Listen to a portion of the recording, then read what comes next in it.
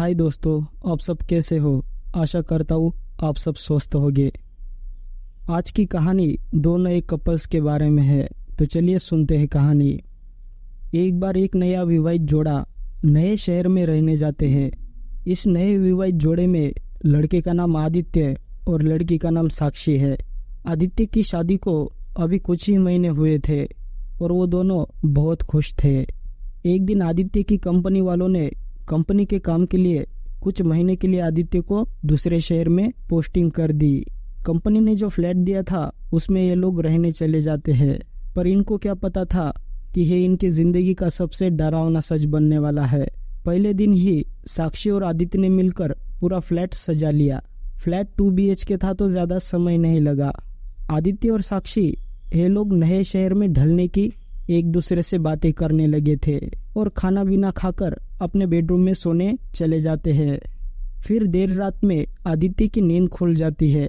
जैसे ही आदित्य पानी पीने के लिए उठता है, तभी पीछे पलटकर जब वो साक्षी की तरफ देखता है तो साक्षी वहां पर नहीं होती है। थोड़ी ही देर बाद आदित्य के गले पर 2 हाथ पीछे से उसके कंधे पर आते हैं। आदित्य चौंक कर देखता है तो पीछे साक्षी खड़ी रहती है। साक्षी बोली, क्यों चौंक गए हो इतना आदित्य?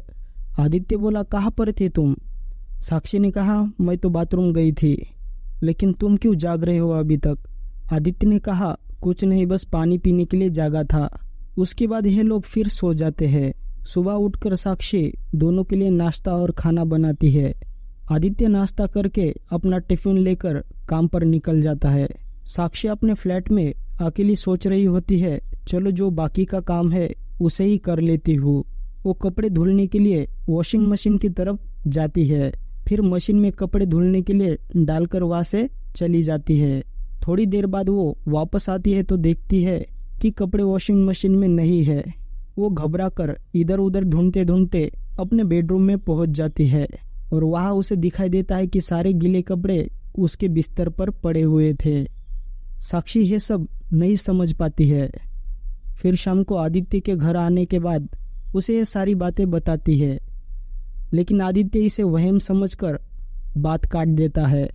उसके बाद रात में ये दोनों अपने बेडरूम में सोने चले जाते हैं। तभी रात में किसी के तेज तेज सांस लेने की आवाज आदित्य को सुनाई देती है। आदित्य धुंधली आंखों से उठकर बैठता है और मुड़कर देखता है तो वो बिस्तर से डर के मारे गिर जाता है। वो देखता है कि बिस्तर पर साक्षी के बगल में कोई काला साया सोया हुआ है जो एक आदमी की तरह दिख रहा था। आदित्य दौड़कर बाथरूम में जाकर पहले अपनी आंखें धो लेता है और वापस आकर फिर वो देखता है, लेकिन अब वहां पर कोई भी नहीं दिखाई देता है। आदित्य को लगता है कि ये ठीक से ना सोने की वजह से भ्रम हो रहा है मुझे। दोनों अब तक कई बार डर का सामना कर चुके थे, पर वो उसे भ्रम मानकर ही बात को टाल देते थे। फिर एक दिन रात में दोनों अपने बिस्तर पर सो रहे थे। कुछ देर बाद बिस्तर हिलने लगता है तो दोनों की नींद खुल जाती है। सबसे पहले साक्षी उठती है तो उसे सब नॉर्मल दिखाई देता है। फिर वो चेक करने के लिए बिस्तर के नीचे झांकती है और जैसे ही वो बिस्तर के नीचे झांकती है, कोई उसके बाल पकड़कर बिस्तर के नीचे खींच लेता है। साक्षी जोर से चिल्लाती है तो आदित्य जाग जाता है और आदित्य बिस्तर के नीचे साक्षी को देखता है। आदित्य काफी डर जाता है। वो जल्दी से टॉर्च चालू करता है। फिर वो नीचे की तरफ देखता है तो नीचे कोई भी नहीं होता है। फिर आदित्य साक्षी को बाहर निकालता है और दोनों काफी डर जाते हैं। उसके बाद आदित्य और साक्षी दोनों कमरे से बाहर जाने की कोशिश करते हैं, पर कोई दरवाजे के पास खड़ा रहता है और उन दोनों की हिम्मत नहीं होती है आगे बढ़ने की।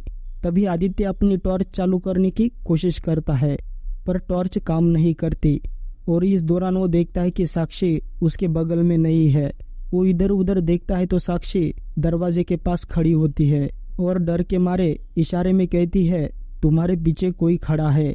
आदित्य डरते हुए पीछे पलटता है, तभी उसे एक जोर का मुक्का लगता है जिससे वो जमीन पर गिर जाता है। उसके बाद उसके ऊपर के कमरे के सामने से कोई उस पर हमला करता है।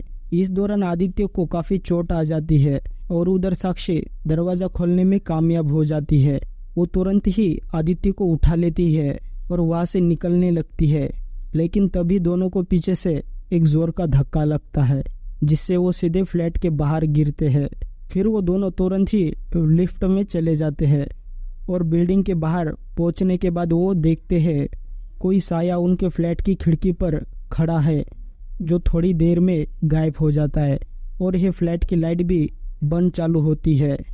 आदित्य और साक्षी इस बात को समझ चुके थे फ्लैट हॉन्टेड है। उसके बाद ये दोनों उस जगह को छोड़कर दूसरी जगह चले जाते हैं।